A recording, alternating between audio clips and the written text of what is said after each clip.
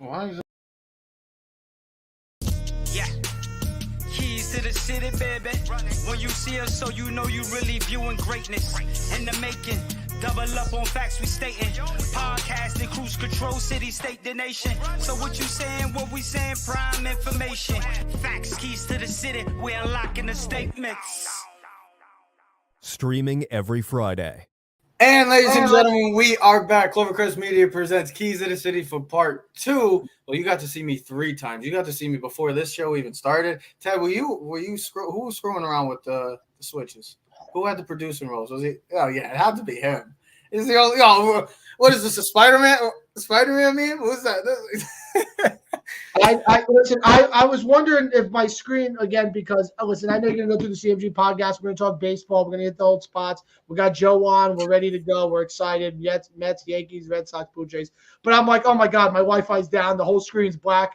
So I click it the first time. I'm like, oh, add Trev to stream. I'm like, add me to stream. And then you like clicked it again. And I'm like, don't touch it. You don't know what you're doing. You don't know what you're doing. Let me take control. So you let me take control of this. But I thought I lost service again, just like we ended the NBA thing where it was like, yep, there was a one-man team. It was a one-man wrecking crew. You didn't hear? The ratings went through the roof. That was like the best 30 seconds. That was the best ending we had. I had such a comment for you, but I would have been something. But I don't know if it would have been appropriate for this show. You always have a comment for the best 30 seconds of his life. Yeah, right. You always have a comment. But yes, I know we're back, and we have the Joseph Aguirre joining us. I know it's only week 1. There's 155 more games. But hey, we said, what the hell? Let's talk about the first week of the MLB. Our biggest takeaways, the Mets are looking good, even with the injured pitching staff. The New York Yankees look like the same old New York Yankees for the past 5 years. And one of us is not too pleased. I'll give you a spoiler. He's down there. He's the bottom guy. He's not too pleased right now with the Yankees. We'll talk about that. But also, we could have had a historic occasion just the other day, but good old analytics come back to play and want to affect and impact those historical performances. Yes, I am talking about the great lefty out of LA, Clayton Kershaw, was just this close against a very, very good and solid offense in the Minnesota Twins for a perfect game. But like I said, analytics, once again, our good old friends want to come by and impact that. But let's start it off. Biggest takeaway, I know we're only week 1. A lot has happened. We've had unwritten rules again coming out, Joe. We've seen a perfect game possibly. We've seen a 3-run home run game against our good old New York Yankees the other night by Vlad Guerrero Jr. and how he's really escalated himself to maybe the face. Look at that beautiful dog. Look at him. There's the dog, Joe. Oh, there he is. There's the beautiful dog. His name's Buddy. But yes, what's your biggest takeaway from the first week of baseball? Well, my biggest takeaway is the Yankees look like the same old Yankees with all the same problems. We were just talking about it before the show, Albert Pujols homering for the Cardinals, and that was insane. And it's all the reasons that you love baseball. Chaz Gisholm has 2 home runs and was riding the pine yesterday. That's the thing it seems all managers want to do. What is this, the NBA and load management now? Yeah, dude, I love it. Somebody tweeted, like, why is this guy on the bench? And Jazz retweeted it, which I thought was great. And I think really? Yeah. Well, again, right? People are like, you retweeted it. Well, yeah, he wants to play. Why wouldn't you? I don't understand that. I get that it's early. Pitchers is one thing. So my feeling on the Kershaw thing, it's long decided. That had to happen. It's too early for him to look. He was going to throw. My guess is minimum 30 more pitches in that game. He was at 80. You're looking at 110 pitches minimum. Yeah, but I don't know. I don't know, bro. If I got a leash of 80 pitches on a guy like Garrett Cole, who's in great shape all year round, then for a guy like Kershaw, and when you say Clayton Kershaw, if you're being honest, you should say the oft-injured Clayton Kershaw, because this guy's a disaster. You're talking about the greatest lefty for the Dodgers since Sandy Koufax. Yeah, I'm not ignoring Fernando Valenzuela, believe me, but that's how good this guy is. He's just been hurt too much. And I think for the Dodgers and for Roberts to risk it at this point in the season would have been stupid. So it was best that they didn't do this. But yeah, so far, just around the league in general, I've seen bad managing. Joe, I would say he's been the best lefty since Randy Johnson in baseball past 10 years. I don't know if that's true. I don't know if that's true because, dude, again, this is one of those things where Luis Severino misses a year. And every time we talk about him, you two specifically were like, we don't know what we're going to get. Well, yeah, you do. And you've seen it in his first 2 starts this year. You saw it in the glimpses he had last year. He's a great pitcher. Of course he's going to pitch lights out when he gets back. I need to consistency. But he's hurt. He's hurt a lot, and he's out. Again, I don't know. We give the pass to guys like Kershaw, but not to Severino. No. I don't want to give a pass to anybody. This is for any pitcher. This is for Garrett Cole. This is for Max Scherzer. This is even though the great Jacob deGrom, who I know you think we love, but no, we give I want to just see consistency. Like, I get these guys with like Luis Severino, what he has and how talented he is and how he could be a true ace in this game because he has to stop. When you say consistency, you mean consistency in the lineup or consistency in performance? Because again, for Severino, and I'll tell you another guy, I want consistency and availability. Oh, I understand that, but those are separate things, just so we're clear. No, I got you. Because when Giancarlo Stanton is healthy and playing, tell me there's a better player in baseball, because I have a really hard time seeing that. That guy, when he's in the lineup, again, not only is he a disruptive force, especially when they're playing the Red Sox. I mean, this guy's a monster. I know he's been in and out of the lineup a lot because he gets hurt, but there's no denying when the guy plays how good he is. Same thing with Severino. Whenever Severino's healthy and around, he's amazing. Not for nothing, Aaron Hicks, I know people are already hating on Aaron Hicks. He's hitting .353 with a .450 on base percentage. I know it's weird seeing him in the lineup because he's healthy, but when he's there, he produces, and we should come to expect that with some of these guys. But this was the right move with Kershaw. It's April. If it was May 12th, guys, this would be a different conversation. If it was June 12th, July 12th, we'd have been talking about something different here. It's just too early for him to go beyond 80 pitches. In what was this, his second start? Yeah. Listen, Joe, my gut thing was you want to see history, right? We're always a prisoner in the moment. Always. We are fans. We always want to see, we want to see history. We don't care. But my gut was like, well, how can you take him out, right? And you even saw former MLB players like, you got to let him pitch. You should have enough respect or enough confidence in a veteran pitching like that he can tell you, hey, listen, I'm going to go back out there for the 8th, all right, because I feel comfortable. You should be able to ask your guy, you know what I mean? I think sometimes certain guys have earned that keep. I think Kershaw has earned that keep. But then when you start looking at it, and then I was at a conversation with one of my veteran guys in my work, and he's like, it's April 10th. Didn't he get hurt last year with a shoulder strain? I'm like, yeah. Where is his importance? Where's his importance to the Dodgers? And Joe was just saying October 12th than it is April 12th. And I get it. Listen, I get it. You want to see history. This is more likely not when you see a lot of the history or no hitters in perfect games in the first 2 or 3 months, because you take advantage of the guys that don't have the 200-300 at bats under. I get it. Listen, at the end of the day, we all want to see history. You know what I mean? We want to see guys consistently play every day. That's been pretty cool. The Pujols homer, Joe, I agree with you. I said that. I thought that was cool, bringing back to St. Louis. The thing that bothers me, though, so far is, and it's maybe because I watch the Yankees every single day, is what are we doing resting guys 6 games in? What are we doing resting guys 6 games in? These guys need as many at-bats and many plate appearances. I understand the pitching thing, 80 pitches, 70 pitches, 100 pitches. But the baseball guys, reps, hit. Let's go.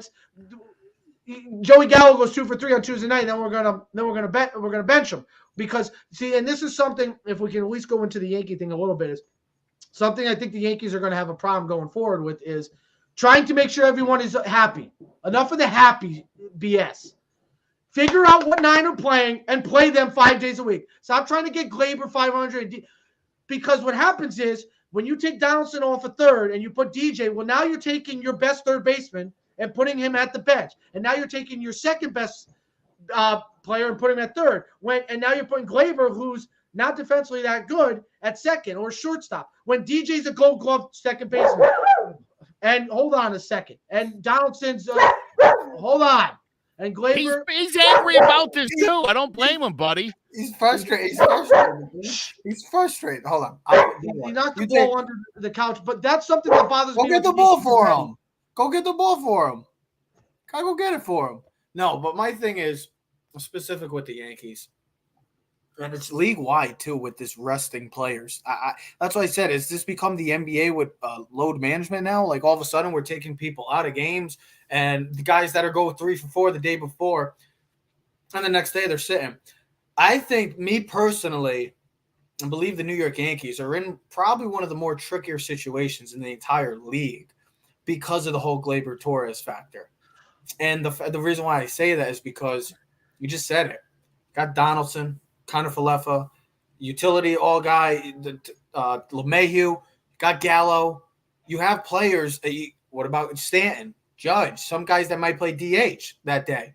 Like, listen, as long as Aaron Hicks is not in the lineup, I'll be happy. But here's my thing: is that everything kind of seems like, for some odd reason, everything is revolving around Gleyber-Torres because everything is moving with him.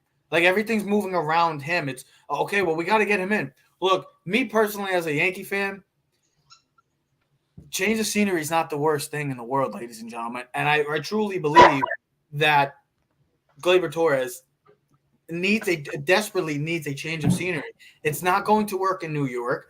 And I believe the same thing that it was with Gary Sanchez. He hasn't played bad. I get that. But the situation that the Yankees face each and every game for 162 games, maybe here's the thing. You got to be. Hold on 1 second. You got to be. And I think you could jump on this. Hold on. I think you and Joe both jump on this. So it's like being the parent. Sometimes you got to be the bad guy. Gleyber, we want you in. But our best lineup is with DJ at second, Rizzo and IKF and Donaldson the thing, and Higgy and catcher with Judge, Stanton, and Gallo. That's our best lineup. So you're not going to get 500 at bats. You're probably going to get 300 at bats. But make them count. All right? Because Chev, when you try to just fit guys in, you don't build any rapport. You don't build consistency. You know what I mean? Joey Gallo goes for 2 for 3. Let's take him out. Why? Why take him out? To me, Joe, it relates back to the Gleyber factor. Yeah, listen, very much so.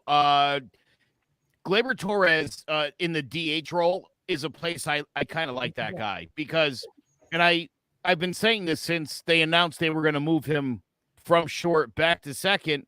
He sucked when he played second. So better.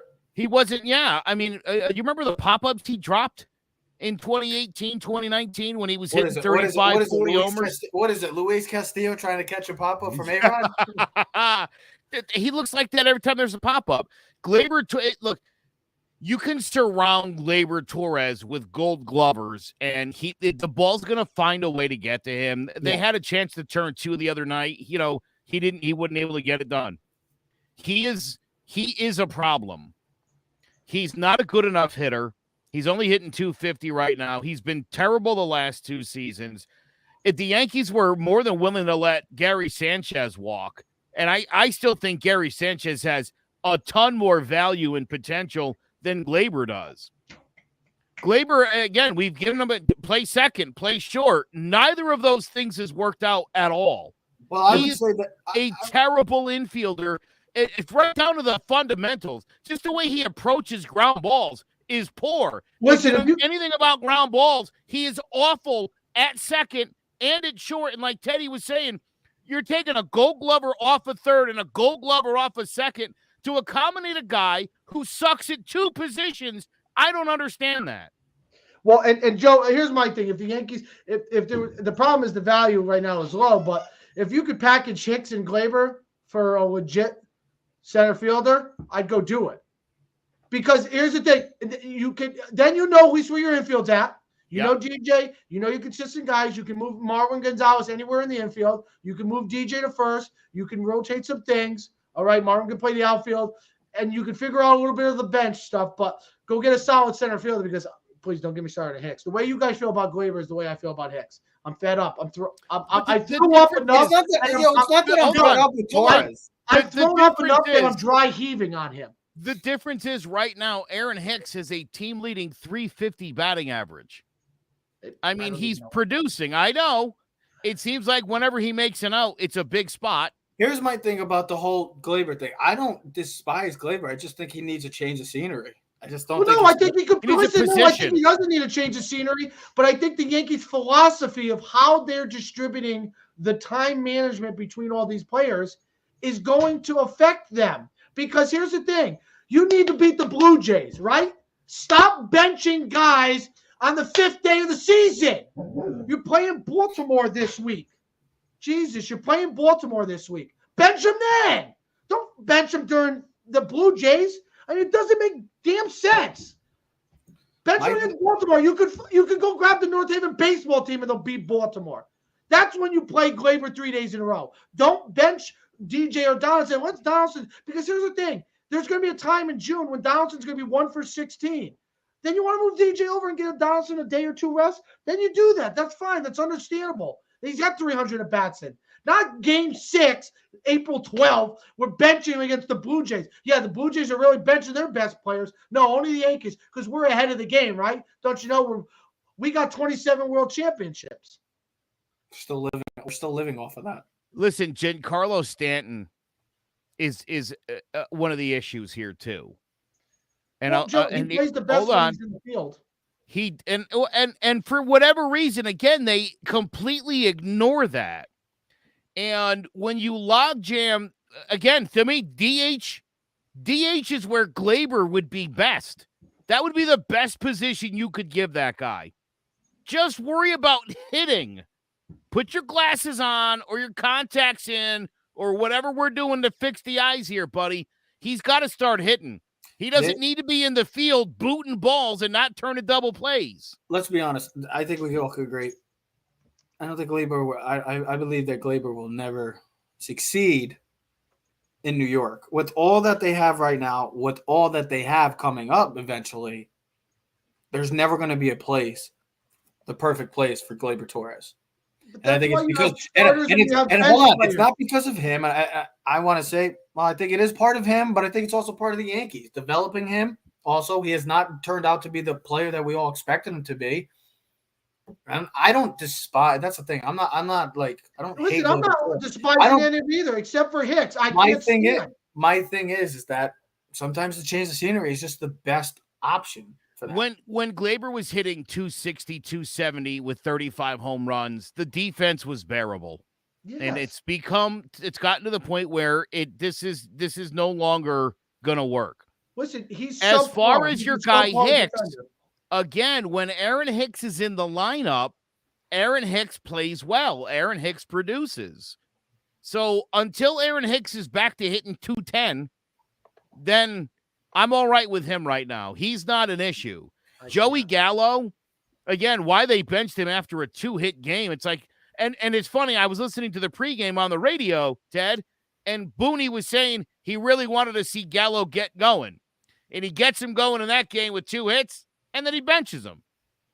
I mean, again, Joe, you know how I feel about Aaron Boone. He's an idiot. I've been pretty adamant about that since I'm sure he went home that night and he was like, Joey Gallo got 2 hits. I'll bench him now. That's the best thing I can do. So I know we're talking a lot of Yankees. Let's also talk about the other New York team, because the other New York team, they're battling some injuries, some big injuries right now. Jacob deGrom, the pitching staff's not fully healthy, but they're right now 5-2. They're first in the NL East.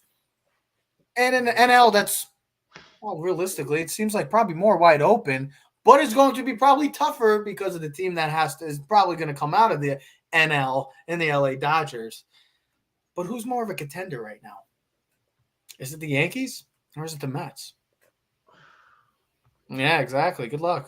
Here's what I'll say. Mets pitching staff right now starting pitching has been really good, if not the best in baseball. But if you saw, Monday night's game, they had a 4-run lead going into the bottom of the 8th, and they blew it like they always do.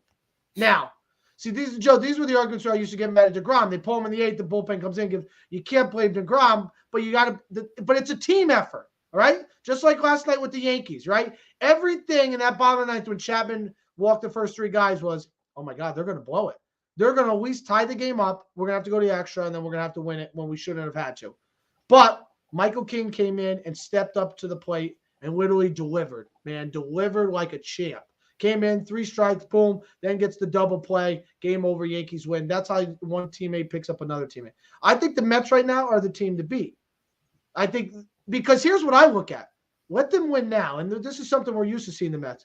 But if you can get – I'm going to use Joe's philosophy. You get DeGrom, he's not playing until All-Star break, fine. Imagine getting him fully healthy down the stretch for the All-Star. Because here's the thing. What DeGrom's fault is he does really well in the beginning, and then he wears out in the summer and he has a shoulder strain. Well, if he has those 3 or 4 months where he's rested, that shoulder strain is not going to come until November when they're in the playoffs after the fact. So you could have DeGrom healthy down the stretch, which is more important to the Mets in August and September than him trying to go 20-2 and being done by July 31st.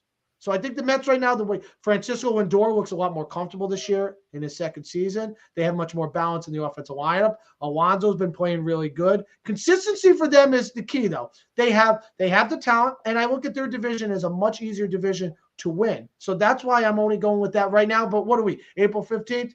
Talk to me in the end of the month. We might be flipping the corner. We might be flipping the script. My thing about this, these two teams are actually very similar if you consider it. I feel like we just have the bullpen. Both have bad bullpens. The Yankees Yankees bullpen's good, bro. Well, I think their closing situation is going to be maybe a factor moving down the road. I feel like Chapman, and we talked about this heated discussion about the whole Mo factor, and Yankee fans, there's most spoiled fans when it comes to that. I'm not gonna argue with that point. But look, you see the Mets situation. Both have solid lineups. Let's be honest. They're star-studded lineups. We think that Garrett Cole is an ace right now, but he's not pitching like the money that we gave him and the years that we gave him. We paid for him to be the number one guy, a true ace. Right now, we're spider tack. Because right now it seems like Garrett Cole, I hate to say that, maybe all of his numbers of all time were flawed. And we don't know that. I don't want to make any conspiracy theories out there, but we don't know. And it's not looking good right now. The last 3 times I've seen Garrett Cole pitch, he's gotten shelled. Started in the playoff in the wild card game last year, got shelled. Started opening day, got shelled.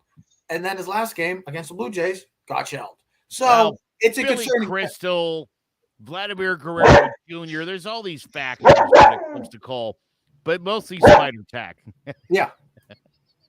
You just see that these teams are very similar, and you can't use the argument of, well, the Mets might have an easier division. No, that division is just as tough as the AL East is going to be too. You have the defending champs who are going to be there in the long run. You have the Philadelphia Phillies who have made moves over the previous off seasons to ultimately get to where the Atlanta Braves are going to be. The Washington Nationals, probably in the midst of a rebuild. Juan Soto's situation, we're going to see if they're going to be a full rebuild mode or they're going to try to give him every penny that Juan Soto so deserving of, which is who knows what it's going to be. But that's a team that's in the midst. Are they going to build around Soto or are they going to really trade and go an ultimate rebuild? And you got the Miami Marlins, who, we say, they're kind of in the rebuild, but they're a tough, nitty-gritty team. Made the playoffs 2 seasons ago. I know it was a shortened season, but this is still a team that fights.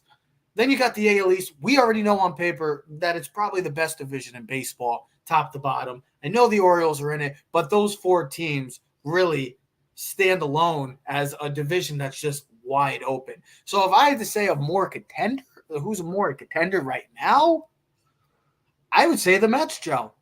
Because, and also, Joe, I'm going to relate you right to your next point. And I've said this on many occasions. You guys have called after me, both of you, 2-on-1. It's been a handicap match. This is the same New York team, Joe, that I'm seeing. Maybe not the same players. But 2017, we had a bunch of blue chip type players, but that ultimately paid off. And I love that team and forever will love that team because of the moments it gave us. And we felt like we were going to go off of that, branch off of that excellent season that nobody gave us a shot for. It's been the exact same, if not worse. We were supposed to win a Super Bowl. We're supposed to win a World Series already. Joe, we went backwards. We haven't been doing ALCS since. So, me personally, I'm going with the Mets right now, Joe. I will say this. Looking at the Mets schedule, it's brutal through the next month, and there's a lot of division games in there.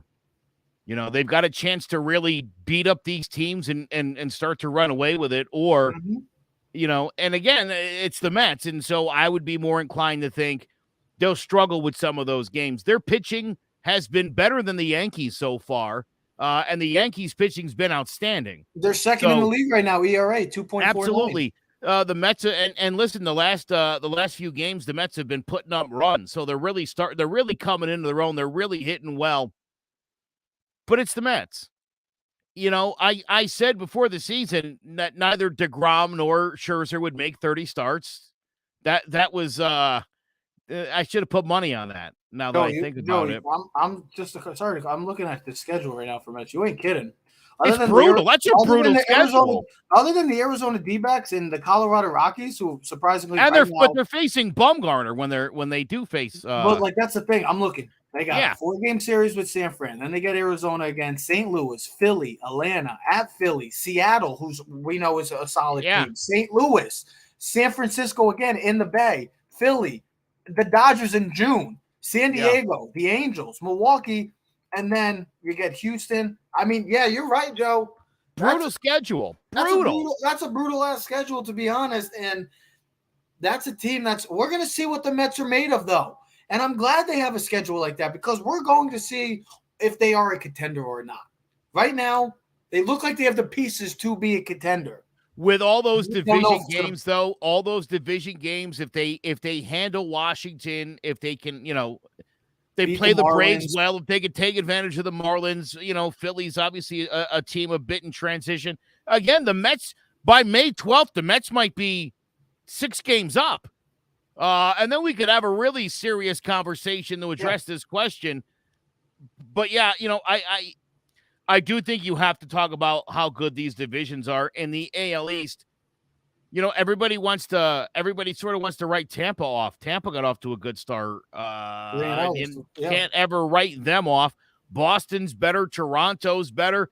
And it's hard to believe. I mean, Baltimore's got to be better. I can't think Baltimore. They're 1-5 Baltimore right couldn't be worse. They're 1-5. I understand they're off to a bad start. I don't think they're going to be a terrible. I think they're not going to lose 100 games this year. Here's the thing that 1-5 might say otherwise. Here's the thing that these two teams specifically need to do. And I'm going to point this to the Yankees right now currently.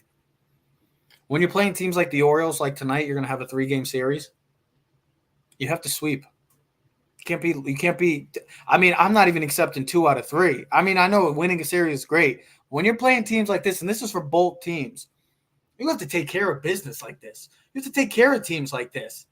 And we've seen in the past that the Yankees have struggled sometimes with the Orioles, surprisingly, but you have to take care of business because you know how great these divisions are. You have to take care of what's on the plate, like the Mets are playing the Arizona Diamondbacks. These two teams, the Orioles and the Diamondbacks, to some, may be the worst teams in baseball. You have to take care of this. How can we ever take you serious if you're going to be struggling against teams like this? It's always been like this. To me, the Yankees, the same old. From what I've seen in the first week, the scores, the pitching's been solid, the bullpen's been solid, but the hitting's the same old. It's strikeout, home runs, no runners in scoring position, and when they do, they're god-awful again. It's very, very similar. I hate to see it. It's on repeat right now for the New York Yankees with the same results, it seems like, and it's just building. Unless they make a major trade, like I said before the show, pre-show, unless they make a big trade for an ace to add to this pitching staff or some sort of offensive, whatever they want to do offensively, if they even need to change anything with their offense, I just see the same result, guys.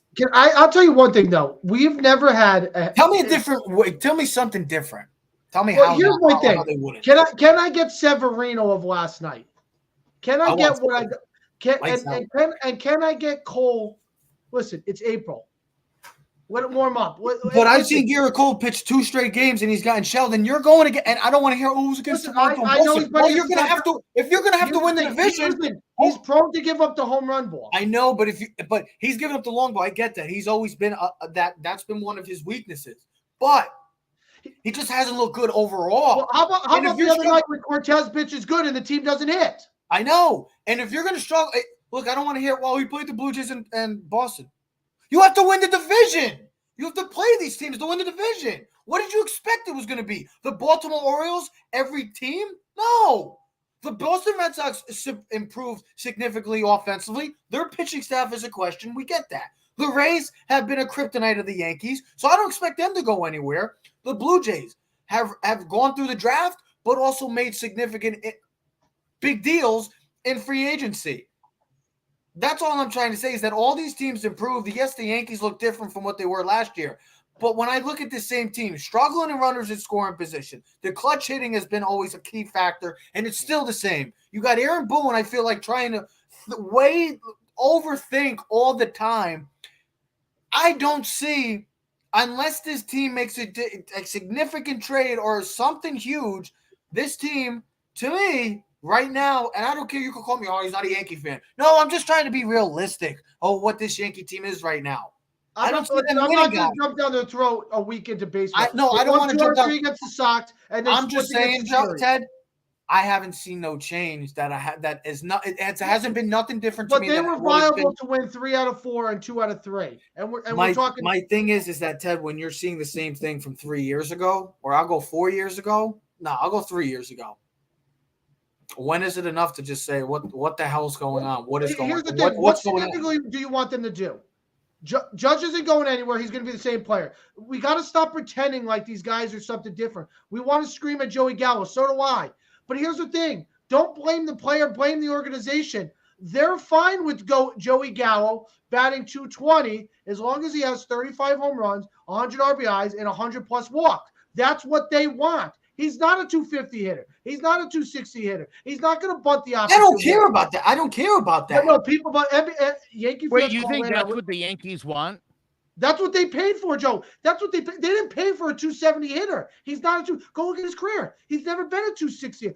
Guys want him to bunt. That's not what Joey Gallo is. You can't expect a player who's been in the league, all-star, a Gold Glover, to change his game. He's not going to. He is what he is. He's a strikeout home run guy with an on-base percentage guy. He walks a lot, he strikes out, and he hits the ball really hard. And then that's what he's been since he's been in the league since day one.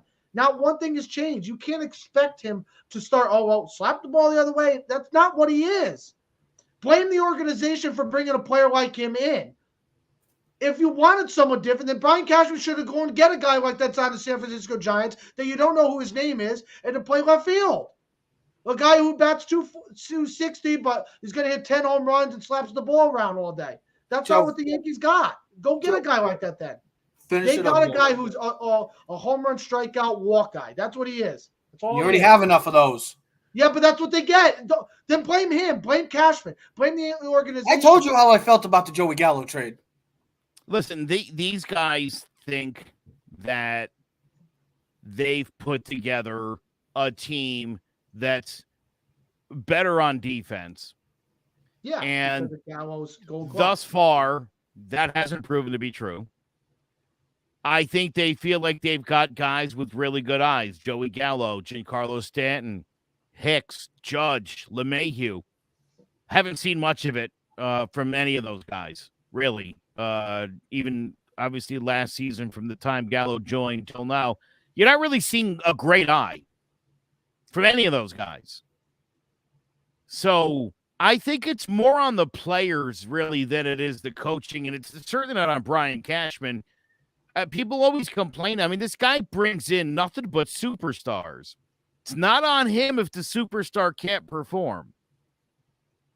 It's not on him that the Yankees haven't been able to develop Gary Sanchez, Miguel Andujar, Clint Frazier, Gleyber Torres. You got all these. Right now, we're sitting here waiting. Anthony Volpe's going to be the greatest player of all time. Well, he better damn well be.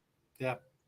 He better be, because you let Carlos Correa go. You let all those guys you could have gone out and signed. Now this kid's amazing. No. The way the Yankees have evaluated their minor leaguers over the last 30 years, you take out outside of Pettit and the core four. I mean, the Yankees minor league system has produced ungats. Well, Nothing. they actually did. No, they did better when they traded. Hughes did better when he left. Ian Kennedy did better when he. Can I just say, what about Esteban Floro, who's supposed to be the star center fielder? Yeah, 5-tool player. They were down 5 center fielders last year, and they still wouldn't let that kid play. What is that? He's 24 now. He's not even a kid anymore. I know. Can I end the show? Joe, say that word one more time.